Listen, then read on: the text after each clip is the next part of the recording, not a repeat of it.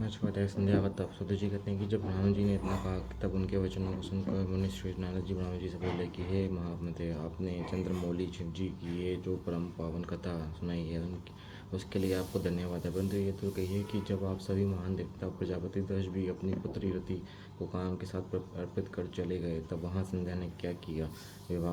विवाहोपरांत संध्या के चरित्र को मुझे बतलाइए। तब तत्ववेता महाराज जी भक्ति पूर्वक शंकर जी का स्मरण करते हुए बोले कि हे मुनि, अब तुम संध्या के उस चरित्र को सुनो जिसे सुनकर सब स्त्रियां पतिव्रता होती हैं। जो संध्या अपने शरीर त्याग अरुंधति हुई, उसे मेधातिथि ने उत्पन्न किया था और वशिष्ठ जी ने अपने पत्नी के रूप से में ग्रहण किया था। इस पर नारद जी ने पूछा कि उसे मेधातिथि ने कैसे उत्पन्न किया, वशिष्ठ जी ने उसे कैसे ग्रहण किया? ये सब अरुंधति के चरित्र को मुझे तत्व रूप से सुनाइए। ब्रह्म जी ने कहा, तब जब मैं अपनी कन्या संध्या को देखकर काम में से पीड़ित हुआ, किंतु शिव जी की भय से पतित नहीं हुआ और जितेंद्र ऋषियों का भी मन विचलित हो गया तथा काम के भाव को देख संध्या भी अत्यंत दुखी हुई और मैं काम को शाप दे अनंत धारण हो गया तथा शिव जी भी चले गए।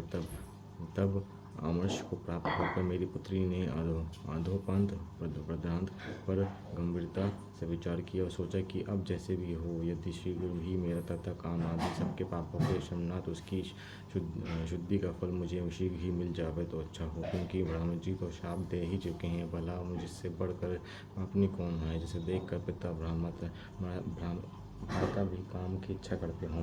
अतः मैं स्वयं ही इस पाप का प्रायश्चित करूँगी। वेद मार्ग से मैं अपने को अग्नि में जला दूंगी और ऐसे मर्यादा स्थापित करूंगी जिससे संसार में उत्पन्न होते ही मनुष्य इस प्रकार से कामी ना हो। मैं तब की कठिन मर्यादा का स्थापन कर शरीर त्यागूंगी। भला मेरे जिस शरीर की स्वयं पिता और भ्राताओं ने इच्छा कि उस शरीर को रखने का क्या अर्थ है? मैंने पिता और भाइयों में काम उत्पन्न किया, अब ये शरीर पुण्य और साधन के योग्य नहीं है। ऐसा विचार कर संध्या चंद्रभागा नदी के तट पर स्थित चंद्रभाग पर्वत पर चली गई। तब मैं अपने पुत्र को श्रेष्ठ पर्वत पर तपस्या के लिए गई हुई जानकर अपने संध्यात्मक पुत्र वशिष्ठ से बोला कि हे पुत्र वशिष्ठ, तप के लिए जाती हुई वंशवनी संध्या को तुम जाकर अच्छी तरह दीक्षा दो, क्योंकि अब उसमें वह सफलता नहीं है और वह अपने पूर्व मृत्यु को विचार अपने प्राण त्यागना चाहती है। अब वह तप के द्वारा मर्यादा स्थापित करेगी, परंतु हे तात, अभी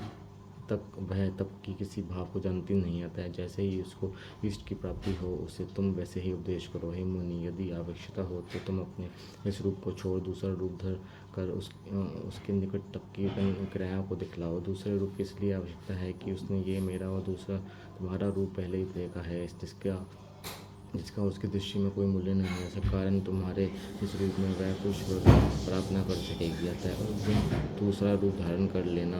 हे नारद, वशिष्ठ जी ने कहा, ऐसा ही हुआ। ये कहकर वह संध्या के निकट पहुँचे। संध्या चंद्रमार्ग पर्वत के लाल सरोवर के पास बैठी हुई थी। उसके पास बहुत वशिष्ठ जी ने आदर से पूछा कि हे ब्राह्मण जी, तुम किसकी कन्या हो और इस सरोवर पर क्या करने आई हो? यदि ये छिपाने योग्य ना हो तो मैं सुनना चाहता हूँ। तुम अब उदास क्यों हो? तुम अब अग्नि की तरह दीप्तिमान शरीर वाले वशिष्ठ जी को देखकर संध्या ने प्रणाम किया और कहा कि इस निर्जन पर्वत पर तप करने आई हूँ। यदि आप योग्य समझे तो मुझे उपदेश करें, यदि मेरा गुप्त कार्य है, दूसरा कुछ नहीं। वशिष्ठ जी ने फिर मुझे कुछ नहीं पूछा, क्योंकि वह सब कुछ जानते थे।